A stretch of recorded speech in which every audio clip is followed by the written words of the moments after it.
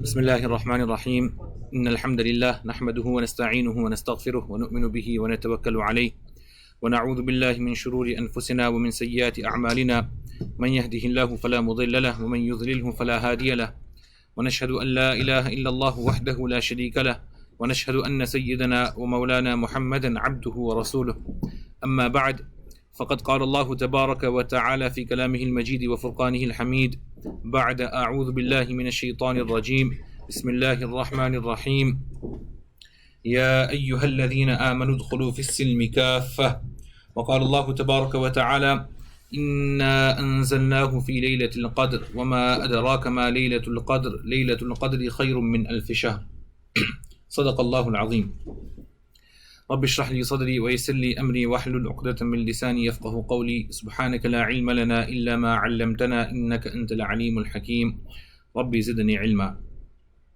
السلام عليكم ورحمة الله وبركاته. Alhamdulillah, it is a huge fadl of Allah subhanahu wa ta'ala that He has once again blessed us with this opportunity to sit and talk about matters of His religion. As we all know that this month of Ramadan is coming to an end, and it is extremely important that we utilize and maximize the benefits of these final days of Ramadan that we have, and at the same time we keep ourselves motivated and inspired to continue with the a'mal, to continue with the good actions and the rewarding actions that we were doing in the month of Ramadan after the month of Ramadan as well. So in today's presentation, inshallah, we will be discussing and talking about a successful Ramadan and beyond. This is the topic of today's presentation. We all know that one of the highlights of Ramadan is Laylat-ul-Qadr, right? Our respected mother, Aisha radiallahu ta'ala anha, she narrates a hadith which has been recorded in the Sahih of Imam Bukhari rahimahullah ta'ala, in which Rasulullah sallallahu alayhi wasallam said, تحروا ليلة القدر في العشر الأواخر من رمضان, that look for the night of Qadr in the last 10 nights of Ramadan. So we are going through the last 10 nights of Ramadan at the moment. So we should ensure that every day, especially at night, we are spending our time in the obedience of Allah subhanahu wa ta'ala. We are spending our time in the worship of Allah subhanahu wa ta'ala. And we are following this injunction and instruction of Rasulullah sallallahu alayhi wa sallam. Abdullah ibn Umar radiallahu ta'ala anhuma, he narrates one hadith which has been recorded in the Sahih of Imam Muslim rahimahullah ta'ala, in which the Messenger of Allah sallallahu alayhi wa sallam said, أرى رؤياكم في العشر الأواخر فاطلبوها في الوتر منها.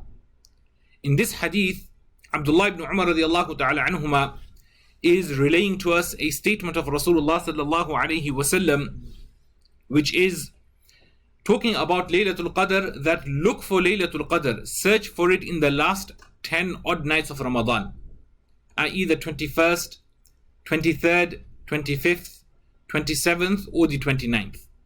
So in the riwayah, in the narration of Aisha radiallahu ta'ala anha, the mention is more general, right? The last 10 nights. And in this narration, Abdullah ibn Umar radiallahu ta'ala anhuma's narration, Rasulullah sallallahu alayhi wa sallam is saying to look for it in the last odd nights, the last 5 odd nights of the month of Ramadan. What we understand from this is that a person should try and exert himself in all the 10 nights, because if it is in any of the nights, it's going to be in the last 10 nights. But more emphasis should be given in the last 10 odd nights, right? More emphasis should be given, and the ulama mentioned that there is more chance of Laylatul Qadr. And Laylatul Qadr is what? Right? It's a night which is more powerful than 1000 months, right? Which is approximately 83 years and 4 months, right? 83 years and 4 months. So let us look at the importance of Laylatul-Qadr. Number one, right, the great virtue from Surah Al-Qadr, which Allah subhanahu wa ta'ala has mentioned, Laylatul-Qadr khayrun min alfi shahr. The acts of worship performed in this single night is better than worship in 1,000 months, which amounts to 83 years and 4 months. Number two, spending the night of Qadr in worship. Rasulullah sallallahu alayhi wa sallam mentioned, "Man qama laylatul qadri imanan wa ihtisaba, ghufira lahu ma taqaddama min dhanbi." He who spends the night of Qadr in the worship of Allah subhanahu wa ta'ala, all his past sins will be forgiven. Right? A person is committing sins, right? Allah subhanahu wa ta'ala, He boosts and He gives us a boost, right, by forgiving our past sins by doing certain actions, right? There are other actions that have been mentioned in the hadith, that whoever fasts in the month of Ramadan with iman and hoping for reward from Allah subhanahu wa ta'ala, Allah subhanahu wa ta'ala will forgive his past sins. Whoever performs the Tarawih Salah in the month of Ramadan, Allah subhanahu wa ta'ala will forgive his past sins. And as a general rule of thumb, the past sins that are forgiven, that are mentioned in the hadith, it refers to the minor sins. As for the major sins, Imam Nawawi rahimahullah ta'ala has mentioned that the condition for that is a person, he makes tawbah to Allah subhanahu wa ta'ala. He repents sincerely for those sins. Secondly, he promises and he vows to leave those sins, right? Not commit them in the future. And thirdly, he leaves the sin immediately at that time as well. So 3 conditions need to be met for the major sins to be forgiven. Number 3 is what to beseech Allah subhanahu wa ta'ala on this night. Right? Allah subhanahu wa ta'ala, He wants His servants to ask Him. Right? وَإِذَا سَأَلَكَ عِبَادِي عَنِّي فَإِنِّي قَرِيبٌ. Allah ta'ala says in the Qur'an that when my servants ask about me, then I am close to them. Right? أُجِيبُ دَعْوَةَ الدَّاعِ إِذَا دَعَانِ. I accept and I respond to the supplication of the supplicator. Allah subhanahu wa ta'ala wants us to ask Him. Right? Allah subhanahu wa ta'ala wants us to ask Him. Rasulullah sallallahu alayhi wa sallam has mentioned in one hadith that Allah subhanahu wa ta'ala becomes sad with that individual who does not ask Allah subhanahu wa ta'ala. Right? So all of us, we have our needs. But on this night, right, what dua should be recited? Rasulullah sallallahu alayhi wa sallam has taught us a dua which has been narrated by Imam Tirmidhi in his Jami'. Allahumma innaka afuwun tuhibbul afwa fa'fu anni. Right, this dua should be often repeated in the month of Ramadan, especially at night. That, oh Allah, verily you are the oft pardoning. Right, innaka afu. You are oft pardoning, you often pardon, you often forgive. You love to pardon. In tuhibbul afwa, you love to pardon. Fa'fu anni, so Allah forgive me, pardon me. Right? I've committed many sins. Just asking Allah subhanahu wa ta'ala for forgiveness, He opens a lot of doors. Opens a lot of doors. Right? Look at the incident of Yunus alayhi salatu wassalam. When he was taken off the boat, right? And he was lying in the ocean. And then he was swallowed by the whale. What dua did he make? La ilaha illa anta subhanaka inni kuntu min al-zalimin. He showed his servitude to Allah subhanahu wa ta'ala and he took the blame on himself. When a person is doing istighfar, he's telling Allah subhanahu wa ta'ala that, oh Allah, I am sinful. Right? I need your forgiveness. I need your pardon. So Yunus alayhi salatu wasalam said, La ilaha illa ant. There is no deity except you. Right? La ilaha illa ant. Subhanak. You are free from all aib. You are free from all faults. You are free from all defects. Right? Inni kuntu min al-zalimin. I am the one who was from the oppressor. I oppressed myself by committing sins. Now, how should we spend an auspicious night? Right? Whether it's the night of Qadr, whether it's the night of Bara'ah, whichever night, whether it's the night of Jumu'ah, right? How should we spend an auspicious night? The first thing that we need to keep in mind is that Isha and Fajr in congregation, right? This is the first thing to keep in mind, that we need to perform our Isha Salah and our Fajr Salah in congregation, right? These are the 2 Salahs which the Munafiqun will struggle to pray, right? The Munafiqun, the hypocrites, they would struggle to come to the masjid for these 2 Salahs. Right? These salahs would be burdens on them. And if they were to come, right? Qamu kusala. They would come and stand in a lazy position, in a lazy posture. So a person should ask himself that if these 2 salahs are burdensome for me, right? If I'm finding it hard, especially in the summer months when Isha is going to be 10:30, 10:45 and Fajr is going to be 4 in the morning, right? Am I struggling to come to the masjid for salah? If I am, then I need to check my iman. I need to introspect. So, Isha and Fajr in congregation. Rasulullah sallallahu alaihi wasallam said, one who performs Isha in congregation gets the reward of spending half the night in worship. And he who follows that up with the Fajr Salah in congregation will be as if he has stayed up all night in ibadah. Right? Staying up the whole night in ibadah is something which is difficult. Right? A person has performed his Isha and the Fajr is 6, 7, 8 hours after. Who's going to stand the entire night and perform Salah and spend the night in the Tilawah of the Qur'an and Dhikr and Dua? It's going to be difficult. So an easy prescription is perform your Isha Salah and Fajr Salah with Jama'ah. Right? In the month of Ramadan, you need to add the Tarawih Salah to that. Number 2, sleep in the state of Wudhu. Very important. Right? Hafiz ibn Hajar al-Asqalani rahimahullah ta'ala has mentioned a reliable narration that states, the soul of one who sleeps with wudu makes sajda at the arsh of Allah subhanahu wa ta'ala, at the throne of Allah subhanahu wa ta'ala. Such a huge virtue of sleeping in the state of wudu. Another benefit of sleeping in the state of wudu, right, is if a person was to pass away in his sleep, right, he has passed away in the state of wudu. Because the last thing that he did was he performed wudu and then he went to sleep. If Allah subhanahu wa ta'ala has decreed to take his soul that night, this person performed wudu and he went to sleep. Right? This reminds me of one alim, right? This alim is nearing the age of 90. Right? He's nearing the age of 90, and for the last so many years, so many decades, or rather should I say, since his young days, he had the habit of going to sleep in the state of wudu. A time came when he's become old now, right? He's suffered from stroke and other ailments have got to him. So what he does is that he can't stand up on his own and go and perform wudu, right? He needs assistance. So if he was to, in the initial days when he would go to sleep and he would wake up, sometimes you wake up at the age of, at the time, in the morning, 2 o'clock, 3 o'clock. So what he would do is he would get up and go and do wudu and come back. But now he's struggling to do that. So he has kept a brick next to his bed. So if he wakes up, right, he can't make his way to the washroom and do wudu. He just uses the brick and at least does tayammum, right? Because he's at the age of 90, he can't go. So somebody asked him that, what's the need for that?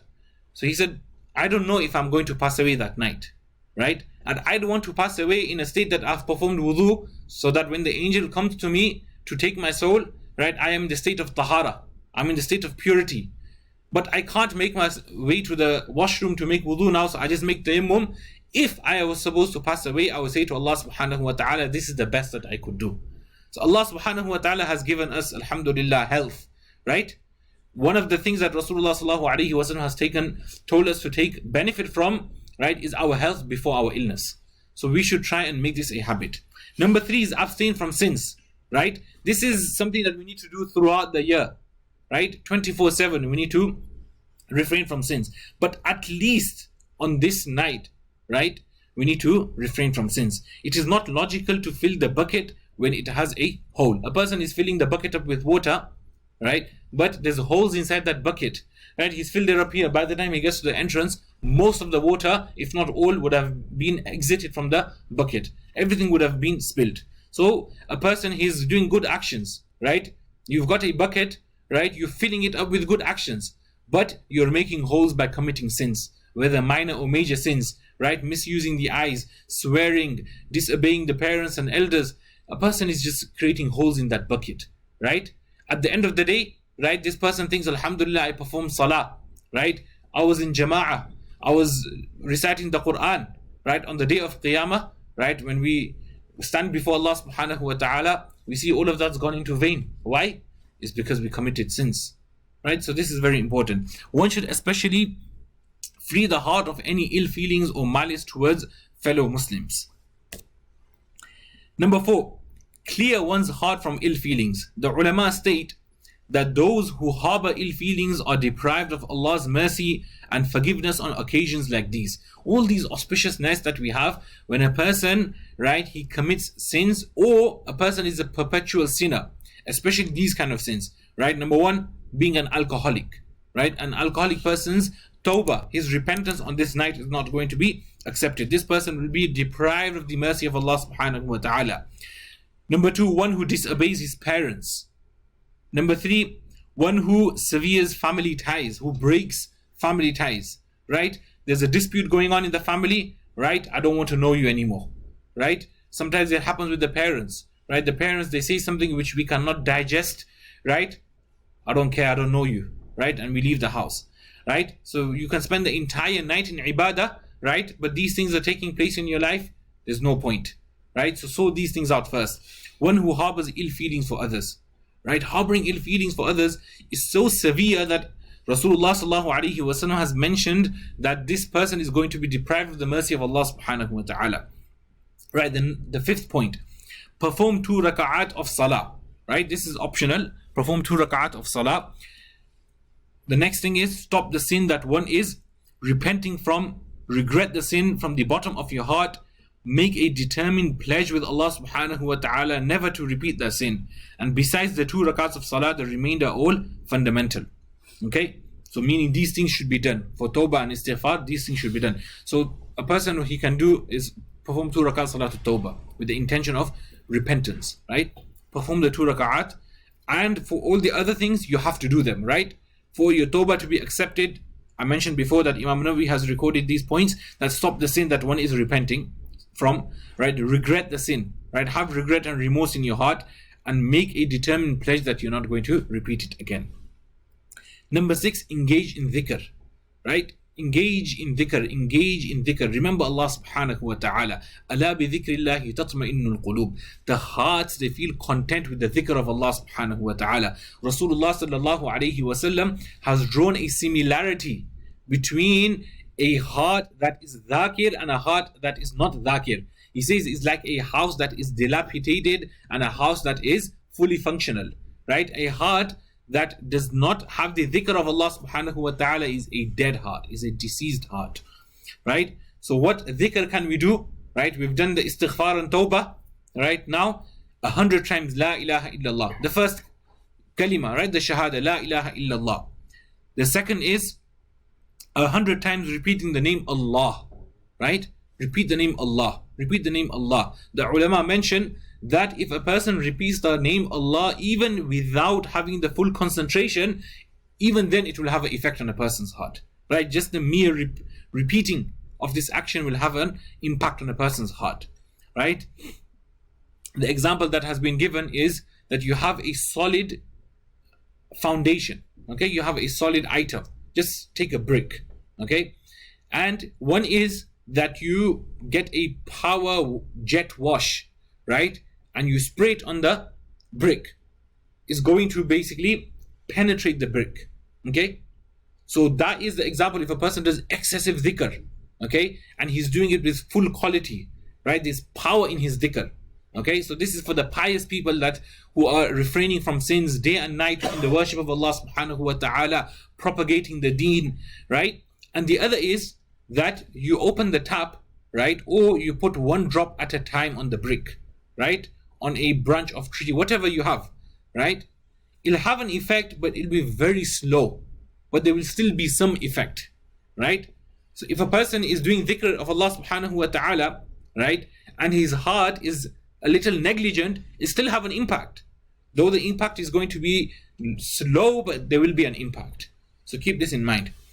And the third is 100 times subhanallah wa bihamdihi subhanallah al-azim. Subhanallah wa bihamdihi subhanallah al-azim. Right? This is a dhikr that a person should do on this auspicious night. Point number 7, salawat upon Rasulullah sallallahu alaihi wasallam. Right? Sending salutations upon Rasulullah sallallahu alaihi wasallam. This is an action which Allah subhanahu wa ta'ala and the angels, right, they engage in. Inna Allah wa malaikatahu yusalluna ala nabi. Right? The way Allah subhanahu wa ta'ala sends blessings is going to be different from the way we are sending blessings. But nevertheless, this has been mentioned in the Qur'an and the Muslims have been instructed to do it. Ya ayyuhalladhina amanu sallu alayhi wa sallimu taslima. This is a command from Allah subhanahu wa ta'ala. If it was not for our beloved Nabi sallallahu alayhi wa sallam, we would not have these blessed occasions. In fact, by remembering him, we benefit ourselves. Of course, it is Rasulullah sallallahu alayhi wa sallam who relate to us, right, all these points regarding these auspicious nights and this blessed month, etc. He who sends salutations upon me once, Allah subhanahu wa ta'ala sends 10 salutations upon him. Right? So this is a deal that a person is not going to regret. Right? One salutation, you get 10 back. Okay? It's like you're giving $1, you're getting 10 back. You're giving $10, you're getting $100 back. Number 8, Tilawah of the Qur'an, recitation of the Qur'an. This is considered the best form of dhikr. One could recite even a quarter juz or just the masnoon surahs that are to be recited every night, like Surah Waqi'ah, right? A person should recite Surah Waqi'ah, right? This it increases a person's sustenance, right? Surah Mulk and Surah Sajda, right? These surahs, they protect, right? They offer protection from the trials and the punishment of the grave and the hereafter. And Surah Yasin, the heart of the Quran, which we're supposed to be reciting on a daily basis. Number 9, engage in dua, right? Supplicate to Allah subhanahu wa ta'ala. Rasulullah sallallahu alayhi wa sallam mentioned, "Ad-du'a'u mukhul ibadah." The dua is the essence of worship. Right? Dua is the essence of worship. This has been mentioned in Jami' al-Tirmidhi. Another dua which we already covered, Allahumma innaka afuwun tuhibbul afwa fa'fu anni. Read this dua in abundance, and also just ask for your general needs. Right? Whatever needs you have, think about it from before. Right? From the time you wake up in the morning till the time you sleep at night. Right? What are the trials and what are the hurdles that I am facing in my life? And ask Allah subhanahu wa ta'ala for it. Even if it's something small, even if you think it is impossible, right? As long as it is something that is halal that you are asking for, right, ask Allah subhanahu wa ta'ala. If Allah ta'ala wants to give, He can give. Right? It's not going to decrease anything from the kingdom of Allah subhanahu wa ta'ala. If Allah subhanahu wa ta'ala was to listen to each and every person's needs, and He was to answer them and give them whatever a person asks for, it will not reduce an iota from the kingdom of Allah subhanahu wa ta'ala. The next thing is Laylat-ul-Ja'izah, right? Again, this is another auspicious night, right? At the end of Ramadan, right? This comes right at the end of Ramadan. What is Laylat-ul-Ja'izah? Right? Linguistically speaking, Ja'izah refers to recompense or reward. Layla is the night, so the night of recompense and the night of reward, right? Which night is that? Does anybody know? Which night is Laylat-ul-Ja'izah? Without looking at the screen. The last night, okay? Okay, the last night of Ramadan, basically the night of Eid, right? Generally, a person in that night is focused on preparing for Eid. What am I wearing tomorrow? Okay, giving a list to your mother that I want to eat this, right? Make sure my clothes are ironed. Make sure this is ready. Where are we going? We're gonna hang out with the boys. Where are we gonna go? Right? These things are generally the focal point at this time, right? Let me tell you how Imam Abu Hanifa rahimahullah ta'ala would spend this night, right? He would spend the entire night completing one entire Qur'an, right? One entire Qur'an he would recite on Laylat-ul-Ja'izah, right? On Laylat-ul-Ja'izah he would recite one entire Qur'an, 30 juz, and it was such that Allah subhanahu wa ta'ala actually called him, right, on the day of Eid. When he passed away on the day of Eid. So according to his normal habit, he would have recited the entire Qur'an the night. Imagine you reciting the kalam of Allah subhanahu wa ta'ala at night. The next day in the morning, after the Eid Salah, before Dhuhr Salah, Allah subhanahu wa ta'ala is calling you towards it. And he passed away. So, very important, Laylat-ul-Ja'izah. Let us look at this narration. Right? Abu Umam al-Bahili radiyallahu ta'ala anhu narrates, as recorded in Ibn Majah, that the Messenger of Allah sallallahu alayhi wa sallam said, "Man qama laylatay al-eidain muhtasiban lillahi lam yamut qalbuhu yawma tamutul qulub." The translation of this hadith is, whoever spends the nights of the two Eids. Right? We have two Eids. Right? We have the Eid al-Fitr and Eid al-Adha. Right? Eid al-Fitr on the 1st of Shawwal and Eid al-Adha on the 10th of Dhul Hijjah. In praying voluntary prayers, in Nawafil, right? Isha and Fajr, that's there anyway, right? But voluntary prayers, Tahajjud and Salatul-Tasbih and Salatul-Tawbah and whatever a person wants to pray, seeking reward from Allah subhanahu wa ta'ala. You're not doing it because your parents have told you, right? You're not doing it because in the masjid all the boys are sitting and they're doing it, so I want to do it as well. But you're doing it because you want the reward from Allah subhanahu wa ta'ala. Your intention is to please Allah subhanahu wa ta'ala. His heart will not die on the day when hearts will die, right? When the hearts will die, meaning, right, when a person is faced with such trials, right, and a person's heart is dead, i.e. is not spiritually alive. When a person's heart is not spiritually alive, on that day Allah subhanahu wa ta'ala will keep a person's heart spiritually alive. Another hadith, Rasulullah sallallahu alaihi wasallam, right, has mentioned, and the hadith is quite lengthy. I'm just going to mention the summary of this hadith, that and this hadith is referring to not the Laylat-ul-Ja'izah, not the night of Eid, but is referring to the day, right? That on the day, right, the angels, right, they will announce to the Muslims, right, to the people, that Allah subhanahu wa ta'ala is going to reward you, right? Why? لَقَدْ أُمِرْتُمْ بِقِيَامِ اللَّيْلِ فَقُمْتُمْ. You are instructed to stay awake, right, in the night performing salah, right? فَقُمْتُمْ, so you stayed awake. And you are instructed to fast during the day, and you fasted, right? You obeyed your Lord, right? You were obedient to Allah subhanahu wa ta'ala, so now take your reward, right? Now take your reward.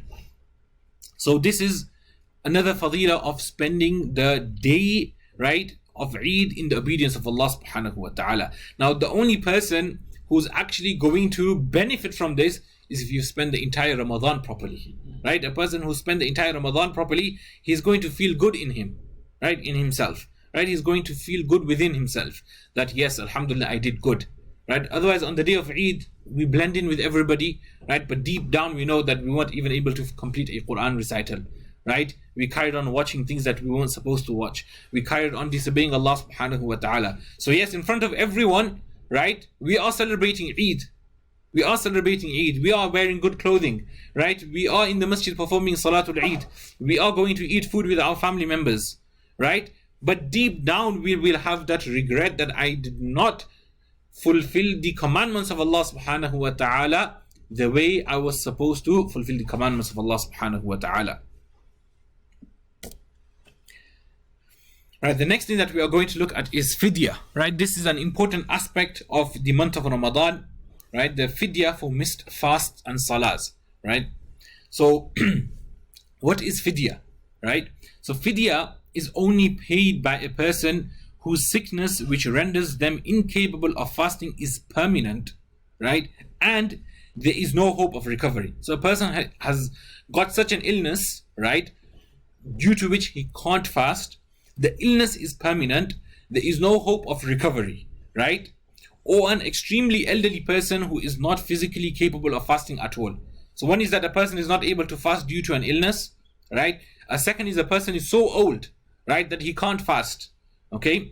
If one is expected to recover from their illness, right, they are not permitted to pay Fidyah, right? The person has got an acute illness, right, which this illness is going to go. It's not terminal, right? It's not permanent illness.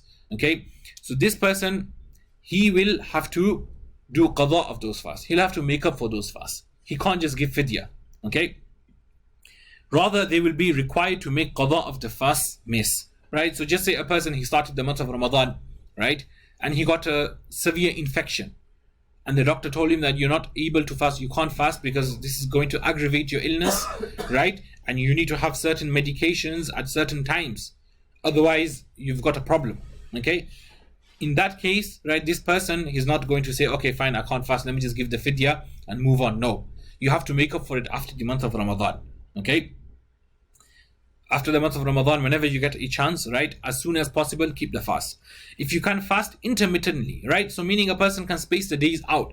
So just say a person, right, was diabetic, okay, the fast was too long, they had to take their insulins, their fast was too long, especially we find these fasts in the month of in the summer months, right, when it's 19-20 hours, so he's not able to fast, right, but they are able to fast later, right, or maybe they can basically fast one, and then after that, right, or when they're making qada, they keep one, or a few days they don't keep the qada, and then they keep another one, right, whatever, right, in that case they should do that. If not that, then delay to fast on the shortest days of the year, right? So first scenario is, right, I'm just going to repeat myself, that a person, he is ill, okay, and he is not able to fast for some days in the month of Ramadan, right? So he will leave those days out, keep the rest of them, and then do qada after. Secondly, a person is ill, right? But he can fast, but he may not be able to keep all 30 in one go. So what he will do is that he will keep whatever he can in the month of Ramadan. Whatever is left out, then he will do qada later. The third scenario is a person is old. Due to old age, he can't fast, but he can fast when the days are short. Like in winter, for example, the fast is only 12 hours, 13 hours, right? In comparison to 19 and 20 hours. So in that case, he will keep the fast in winter months, right? But if he can't, right? If he can't do that, then he's going to give Fidyah. Okay, what is the Fidyah amount, right? We've got it on our screens here. So if you are incapable of keeping fast and have no hope of recovery, sometimes it happens a person's got cancer in the end stages, right? There's no hope for recovery and Ramadan has come, right? Then you must offer Fidyah for every missed fast, okay? Now what is the Fidyah? The value of this Fidyah is the same as Sadaqat-ul-Fitr. Sadaqat-ul-Fitr is a mandatory sadaqah that we give on the day of Eid. Okay, on the day of Eid al-Fitr, we give a mandatory sadaqah, right? And for those of you who are wondering what the amount is and everything, you should have it on the box here, right? You'll have it on the box, and a circular has been prepared, and it's already been published online as well by ILM Hub. You can have a look at that, okay? So how basically the amount is, worked out for Sadaqat-ul-Fitr. So the value of this Fidyah is the same as Sadaqat-ul-Fitr, which is the value of 1.6 kilograms of wheat kernels, right? Which is $14. Or 3.585 kilograms of barley, which is $18. Or 3.53 kilograms of raisins, which is $46. Or 3.76 kilograms of dates, which is $55. Okay, so these are the various prices, right? A person has to choose one and then give it. Okay, so generally when it comes to giving Fidyah for so many fasts, people will generally go for the lowest amount. Okay, should we be giving the higher amount? Inshallah, we're going to cover that shortly. It is permissible to give one poor person more than one Fidyah a day. Okay, so just say a person's due to old age, they're not able to fast at all, and they have to give Fidyah for 30 fasts. Okay, so for the 30 fasts, they can give it to one poor person, they can give it to 30 poor people, that's up to them, right? In fact, one may also give the entire amount of Fidyah to one person all at once. This applies to both the Fidyah of Salah as well as Sawm, right? There's a Fidyah of Salah as well. If a person has missed Salahs, right, during their lifetime, then they need to give Fidyah for that, right? Just say they reached a stage where they can't perform at all. This is going to be extremely rare, right? Because a person is going to be able to perform whilst he's lying down. The Sharia has made it so easy, right? But these things are such that a person should make a note of them, right? And write it down in their will, right? That, for example, for 10 years, I didn't perform my Salah, okay? I started performing my Salah from the age of 30 or 40, okay? All these years from Bulugh, from pubescent till now, I didn't perform my Salah. And I didn't get round to making qada of them as well. So, please give the Fidyah for these Salahs. Or I have 30 fasts on my head. I've not been able to make qada of those 30 fasts or 60 fasts or whatever. Please give this money, right? This Fidyah amount from my money. Now this wasiyah, right? This bequest that the person does is going to be executed in 1/3 of his total estate, right? So there's a whole system that is in place, right? The intricacies of this, you should come and ask the ulama, the mashayikh, that how is it done. But just broadly speaking, is a person after he passes away, his entire estate is not just given to the children or to the family, but there's a whole procedure that's in place, right? Like the funeral cost will come out from there. If he's got debts, then they will be paid from there. Then also, if he's made a wasiyah, and this is very important, right? A person leaves behind $100,000 and he doesn't make a wasiyah, the family will be enjoying the wealth, but this person will be questioned, right, in the grave for the salahs that he missed, the fast that he missed, and there's no compensation being paid for these kind of things. So this is very important to keep in mind. The recipients of Fidyah are the same as Zakah, right? So the people who are eligible to receive Zakah are the same ones that you can give Fidyah to. You can't just give Fidyah to any odd person. Sadaqat-ul-Fitr, right? Now Sadaqat-ul-Fitr is something which is mandatory. It is wajib on every free Muslim who is legally responsible, right? In Sharia we call them mukallaf, who has possessions apart from basic needs that is valued more than nisab. So how do we work out zakat? Is we see if we have wealth which is equal to or more than nisab amount, right? So Sadaqat-ul-Fitr is also worked out accordingly.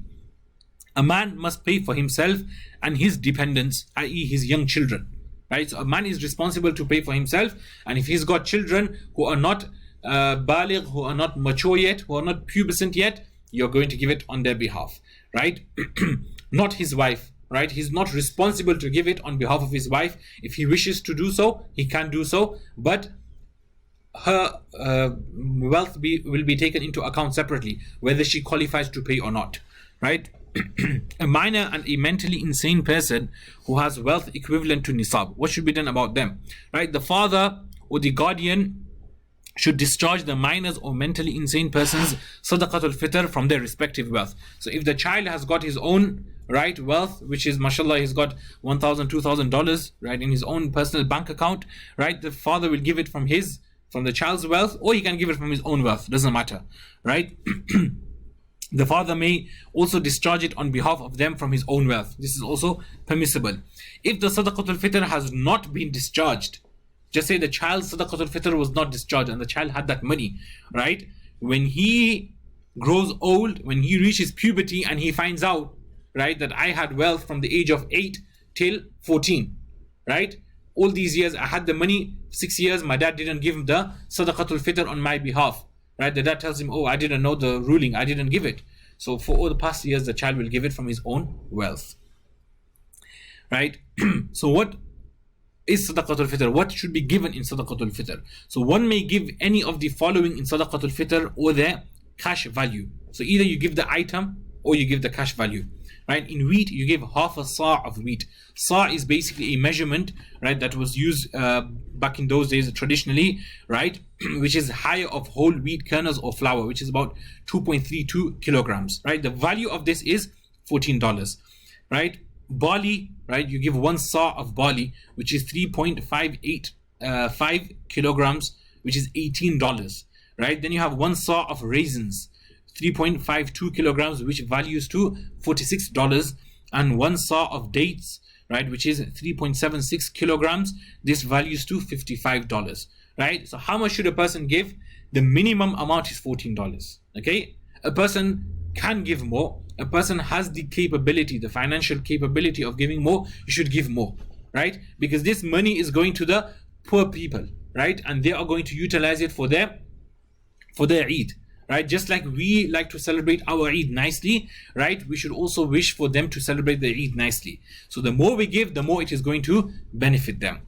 The obligation occurs from the Fajr of Eid al-Fitr, which is the 1st of Shawwal, right? Now before, what would happen is people would go for Eid Salah. On their way, when they would see the poor people, they would give it to them in their hand, right? That poor person then gathers the Sadaqat-ul-Fitr, and then he's able to take some food home for his family, right? He's able to buy some clothes for his children, okay? Now that's not going to be very practical in our times, right? You're not going to be coming to the masjid and finding people on the street and giving to them. So what you can do is give it in advance, right? So that you can give it from now, so that it reaches the eligible recipients before Eid al-Fitr, so that they can use it for Eid al-Fitr, right? It is permissible to distribute it before the day. It is recommended, mustahab, to do so before Eid Salah.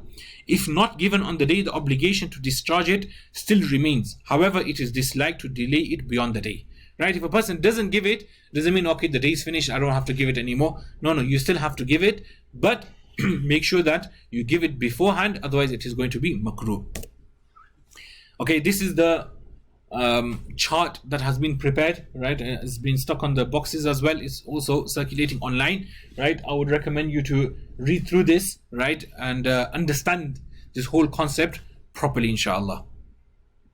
This is for 2023. It would change every year, so you don't give it, like next year, just don't keep the same one and say, okay, I need to give $14. It's possible that the value increases. It might become $14.50, it might become $15 as well. Right, now we come to the interesting part, Eid, right, which every person enjoys. Okay, so what is Eid? Have you ever thought about the word Eid? What does Eid mean, right? Again, without looking at the screen, could somebody tell me, what is Eid? Nobody? Right? Okay. So Eid in the Arabic language is derived from the word aud, right? Which means to return. Right? So aada ya'udu audan means to return. Okay? So since the day of Eid returns with joy, happiness and enjoyment every year, is being given the name Eid. Right? So we have 2 days of celebration. Right? Rasulullah sallallahu alaihi wasallam said that my ummah has been given 2 days of celebration in the year. Eid al-Fitr and Eid al-Adha. Right? These 2 are our Eids. Right? Other days of celebration which become the norm and the custom of the people, right? These are not something which have been established in Islam. In Islam, the concept of celebration is based on a religious achievement. And Eid al-Fitr is celebrated as we accomplish fasting in Ramadan and attain a degree of closeness to Allah subhanahu wa ta'ala. Right? By the end of Ramadan, we should have reached this qurbah, with this closeness to Allah subhanahu wa ta'ala. 29 days, 30 days, we exerted ourselves. We stayed hungry from morning till evening. Right? At night, despite being tired, we are performing 20 rak'at of Tarawih Salah. Right? After that, if there is a talk, then we are sitting in the talk. We are hungry, we are thirsty. Right? We are doing all of this to please Allah subhanahu wa ta'ala. So by the end of it, right, we have achieved something. And because we have achieved that, Allah subhanahu wa ta'ala is giving us this day of Eid. The day of Eid is meant to instill in us this type of submission to Allah subhanahu wa ta'ala and His orders. Thus we should take this perfect opportunity of Eid to make a firm resolution to suppress our nafs and submit to Allah subhanahu wa ta'ala. Just the way the entire month, right, we suppressed our nafs, right? Our heart and our mind wanted to, probably switch the TV on, but we didn't. Why? Because it's the month of Ramadan, right? We were feeling hungry and thirsty. We were thinking, might as well just eat, right? Who's looking? But we didn't, because we feared Allah subhanahu wa ta'ala, right? At night, we were feeling sleepy and tired, right? We didn't want to go to the masjid and perform 20 rak'at of Tarawih Salah standing for 1.5, 2 hours. But we did it. Why? Because of Allah subhanahu wa ta'ala. So if we could do it for these 29, 30 days, then we can do it for longer than that as well. We can do it beyond Ramadan as well. Right, the Eid Salah and Khutbah. The Eid Salah is wajib on those whom Jumu'ah Salah is wajib. Right? So we have males, right? Jumu'ah Salah is wajib on them. Adults, right? Not children. Children is not wajib on them, but it's fine for them to come. Right? A person who's not mentally insane. A person who is physically capable. Right? And a person who is not living in a village where, there is no basic necessities of life. Right? These people, they are supposed to be performing Jumu'ah Salah, so they need to be performing Eid Salah as well. It is wajib, right? It's mandatory. The khutbah of Eid differs from the khutbah of Jumu'ah in 2 ways. So we have the Eid Salah. So generally you'll have the Eid talk, right? Then the method of Eid Salah is explained. Then we have the Eid Salah, and then we have the khutbah, right? The sermon. So firstly, the Jumu'ah khutbah is a condition for the validity of Jumu'ah prayer, right? There is no Jumu'ah prayer without the Jumu'ah khutbah, right? Whereas the khutbah of Eid Salah is sunnah, and it is not a condition for the validity of Eid Salah. Meaning, the Eid Salah is performed, right? If the Imam just forgets to do the Eid khutbah, the Eid Salah is not affected, right? There's nothing wrong with the Eid Salah. The Eid Salah is still intact. Yes, for us to sit and listen to the khutbah is wajib. Okay? Secondly, the Jumu'ah khutbah will be delivered prior to the Salah, while the khutbah of Eid Salah will be delivered after the Salah. What are the Sunnah and Mustahab acts? What are the desirable acts of Eid? Right? What should we be doing? Number 1, to wake up early and engage in worship, in tahajjud. Right? On Eid day, right? Wake up early, not so that you can, eat or something, right? But engage in tahajjud, right? In worship. Number 2, it is sunnah to eat something sweet, preferably dates, before proceeding for Eid al-Fitr Salah. So with the Eid al-Fitr Salah, the rule is that you eat something sweet before you go, preferably dates if you have, right? For Eid al-Adha, you don't eat anything, right? Before Eid Salah, you come and eat, right? And the first thing preferably to eat after Eid al-Adha Salah is the meat of Udhiyah, right? The meat of Qurbani. Number 3, to perform ghusl, to take a bath. The ghusl should preferably be performed between sunrise and the Eid Salah. Right, this is the best time to perform the ghusl. Number 4, to apply fragrance, right? To apply itar, perfume, whatever you have. Number 5, to brush the teeth using miswak, right? So this is a sunnah for Jumu'ah, this is a sunnah for Eid, this is a sunnah on a daily basis as well, right? At the time of Wudhu to use miswak. So this doesn't mean that you don't have to use the brush, right? You use the toothbrush and you use this as well. Number 6, to wear one's best clothes. As you can see, this is highlighted, best clothes, right? The reason for this is because it's generally our perception that we need to buy new clothes for Eid. So every time it's Eid, we need to have new clothes. No, right? The wording that have been mentioned is ahsanu thiyab, the best of clothes. You look at your wardrobe, whatever is the best in your eyes, you wear that on the day of Eid. You don't have to always buy a new pair of clothes for Eid. Number 7, to give Sadaqat-ul-Fitr on Eid-ul-Fitr before proceeding for the prayer. This is if you haven't already given it during the month of Ramadan. Number 8, to walk to the place of prayer if possible, right? This is not always going to be possible, but if it is, then you should walk to the masjid, right, instead of driving there. Number 9, to go to the place of prayer as early as possible and gain the reward of observing the prayer in the first row, right? So a person should try, and this is for all salahs, right? But more, specifically for Eid al-Fitr or Eid al-Adha and Jumu'ah, that a person should try and perform in the first row. Number 10, to go to the place of prayer via one route and to return via another route.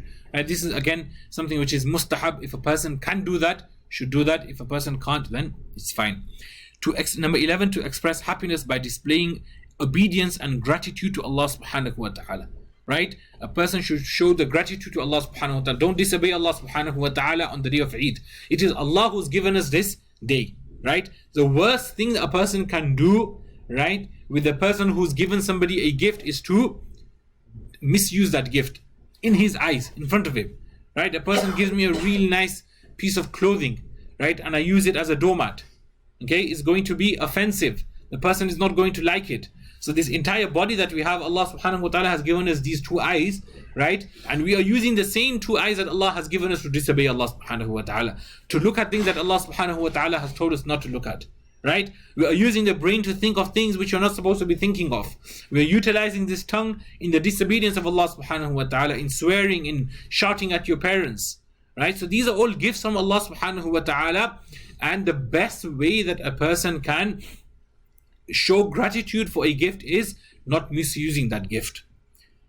To smile when meeting a fellow believer, right? إِنَّ مِنَ الْمَعْرُوفِ أَن تَلْقَى أَخَاكَ بِوَجْهٍ طَلْقٍ, right? It is of a good action, a good deed, that you meet your brother with a smiling face. Number 13, offer charity, right? Give sadaqah. Besides the Sadaqat-ul-Fitr, give other charities as well. Right? Number 14, it is sunnah mu'akkada for the place of Eid Salah to be in a plain field outside the city.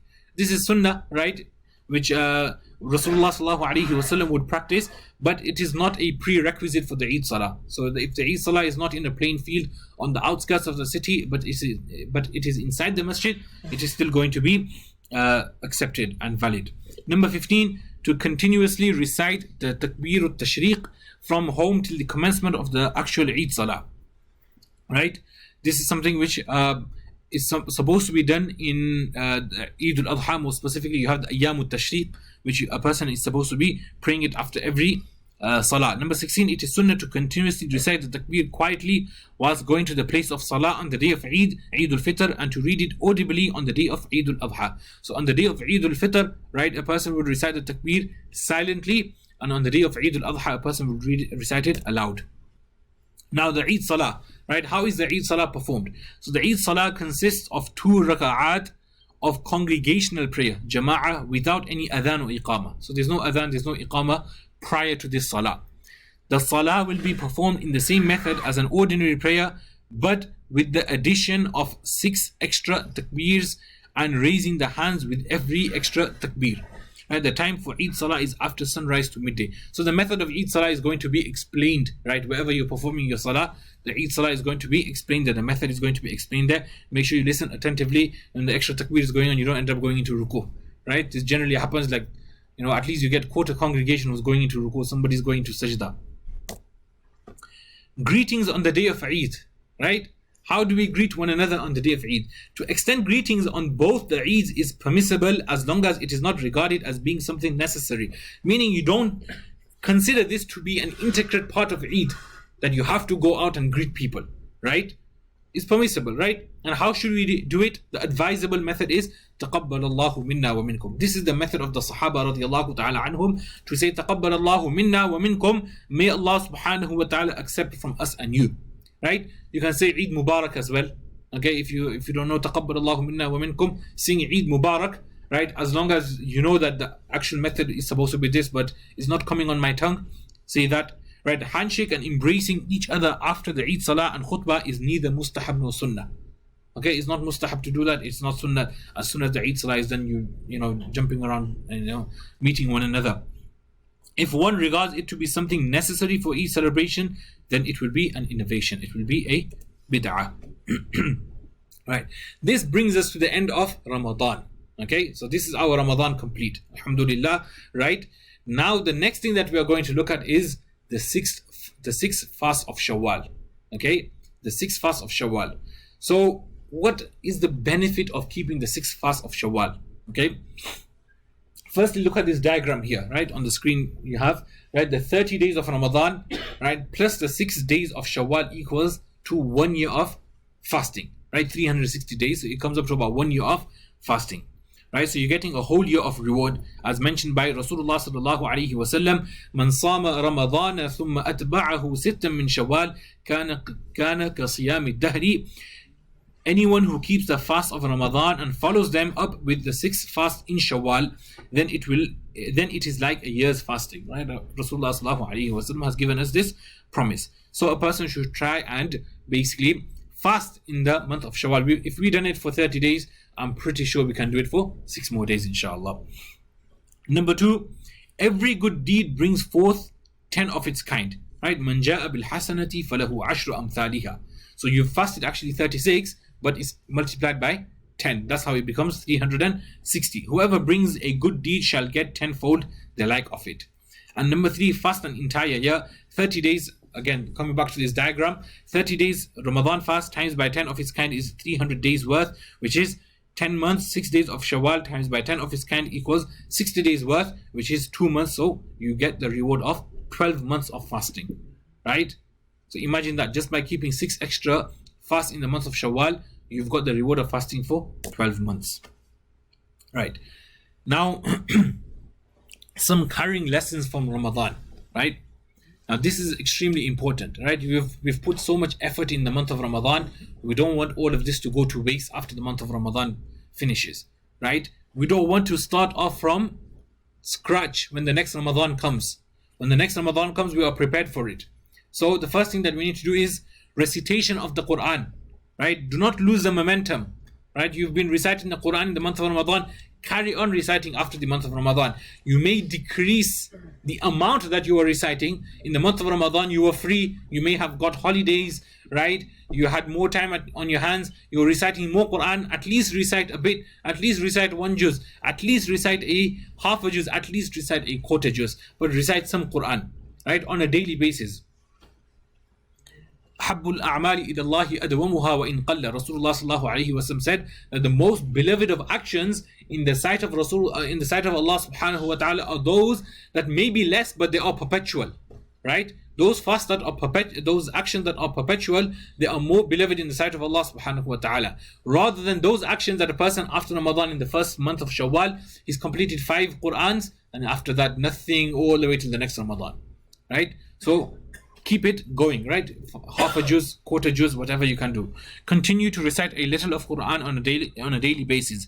Sunnah fasting, right? Maintain Monday and Thursday fasting, right? These are Sunnah fasts that Rasulullah sallallahu alaihi wasallam would do, and the fast on the 13th, 14th, and the 15th of every lunar month, right? This is the fast of Ayyamul Bidh, okay? It's called the white days, right? Ayyamul Bidh, the white days, meaning Rasulullah sallallahu alaihi wasallam on the lunar month, right? 13th, 14th, and 15th, he would fast. Stay away from bad habits, right? After the month of Ramadan, right? You have spent a lot of effort to abandon sins in the month of Ramadan. Now, outside the month of Ramadan, keep that habit, right? Refrain from those sins, right? Avoid falling back into those old habits. This struggle itself is a good deed, right? The struggle of refraining from a sin itself is a struggle of it's a good deed, right? Maintain connection with the masjid and the scholars. In the month of Ramadan, you will notice that many people, they get attracted to the masjid, right? They're coming for Fajr Salah, they're coming for the programs, they're coming for the other Jama'at, right? They're coming for Dhuhr, Asr, Maghrib, Isha, they're coming for the talks, they're coming for Taraweeh. After the month of Ramadan, right, why does the masjid become empty? Right? Where do all the worshippers go? Why do we all go into hibernation? Right?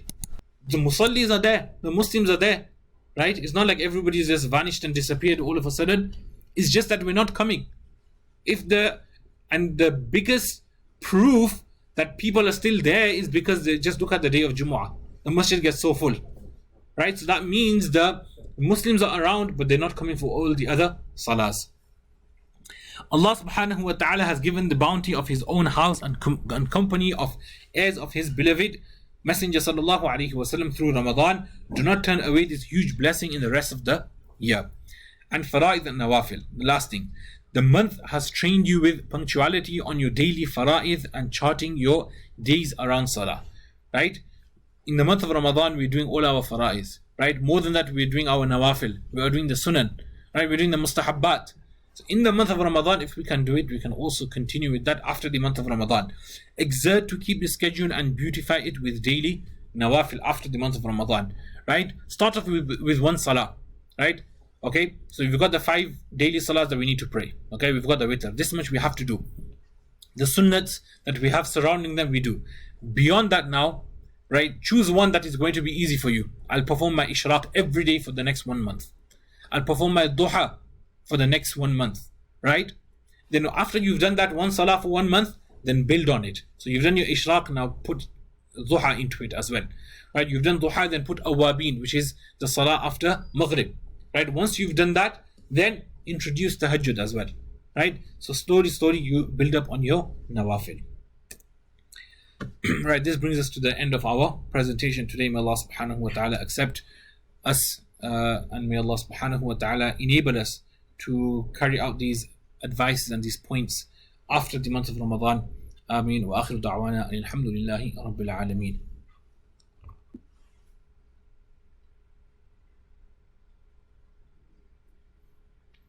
Do we have questions from Sheikh?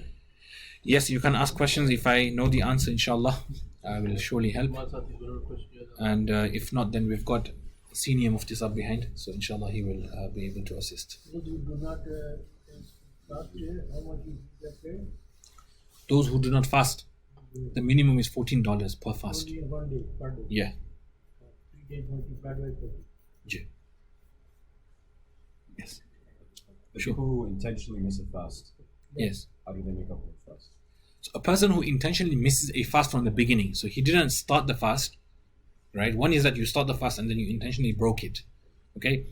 Your fast is basically broken, you need to do kafara, 60 continuous fasts, plus that 1 day. But if you didn't start the fast to begin with, then you just do qadha. Let me just mention with regards to the Fidya that Uncle has asked about. Understand the concept of the Fidya properly, because imagine if I were to take away the cell phone of everyone who was using it during the presentation, right? And I say like that, you have to give me money penalty to get the cell phone back, right? But I tell you, only the one who's going to give me the most, or who's going to please me the most, I'll give his cell phone out. So who's going to give me the most now? You're going to compete. Somebody wants to give $14, right? Another person says, no, I can give $16. Other than $55, it's my iPhone 14, man, right? So when you're siyam, your fastings and everything, you have done low work on the fast.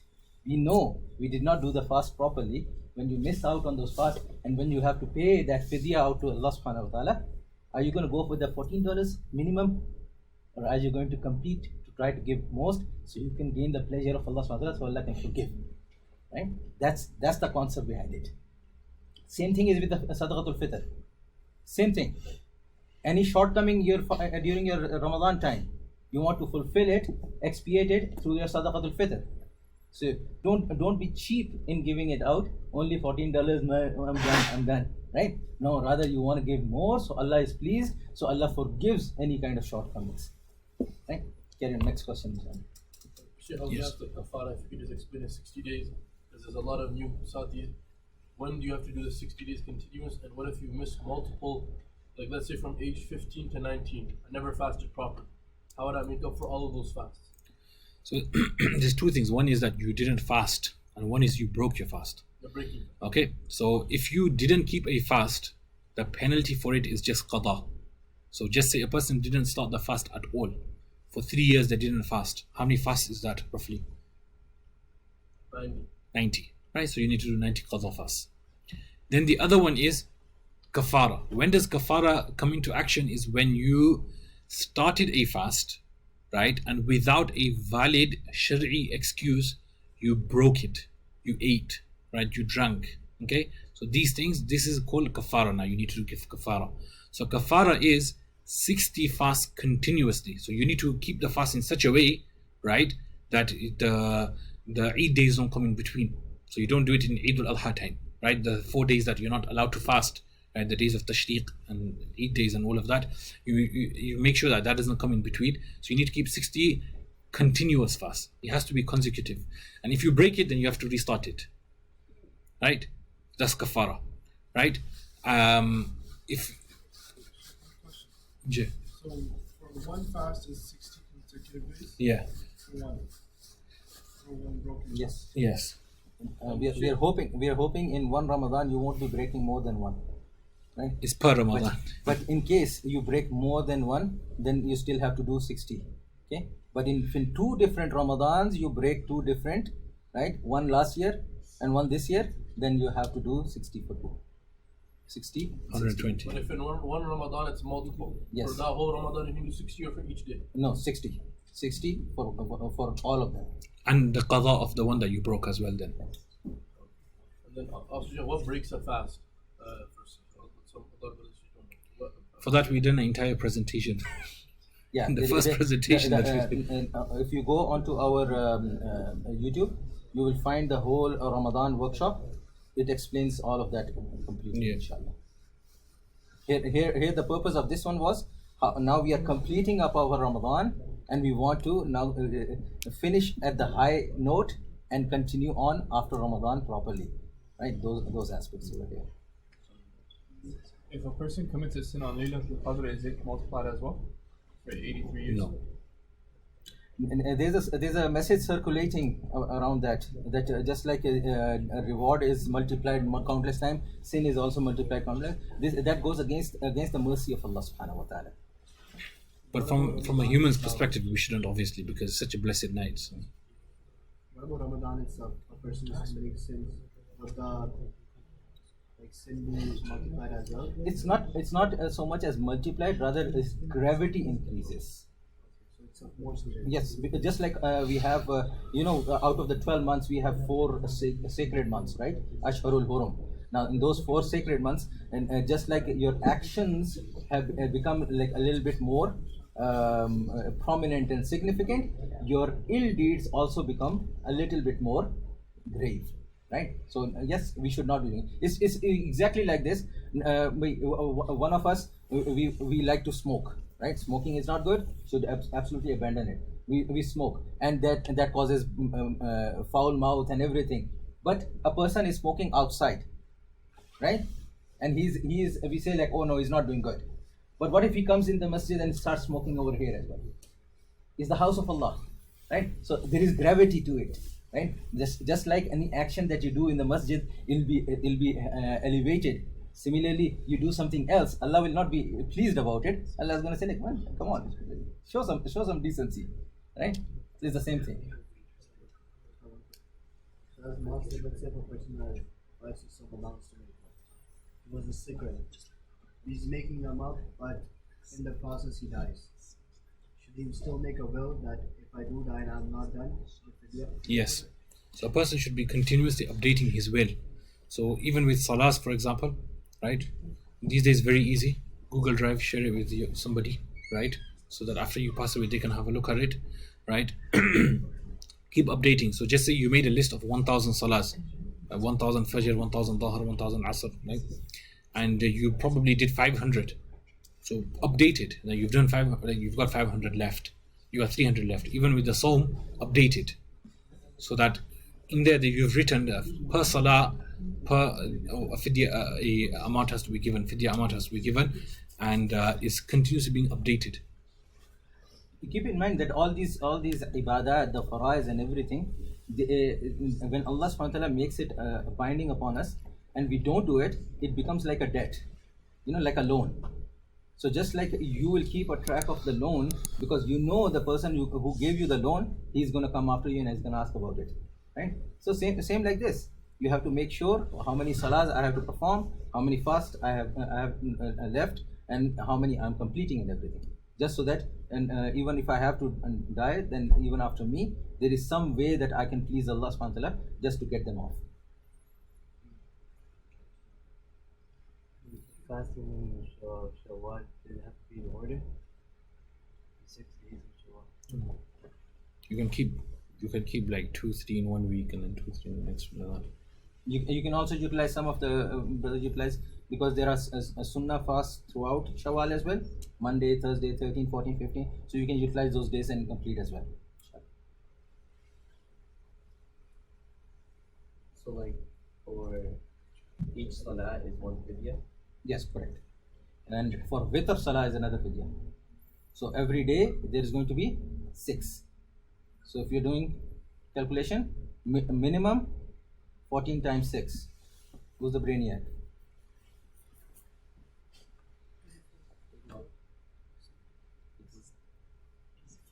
In the month of Ramadan, the person who fasts and breaks the fast by own intercourse or istimna, does he have to do, what is it called?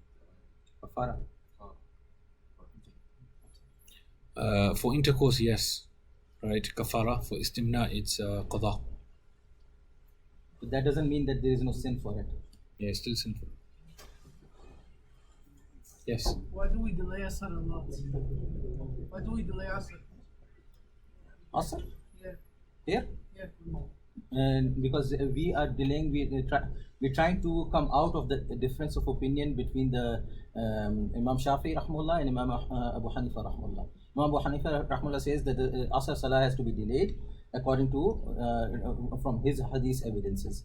So Imam Shafi'i says no, it's a little bit early. So but in the later time, both of them say it's valid, it's good. So we come out of any kind of difference by delaying it a little bit.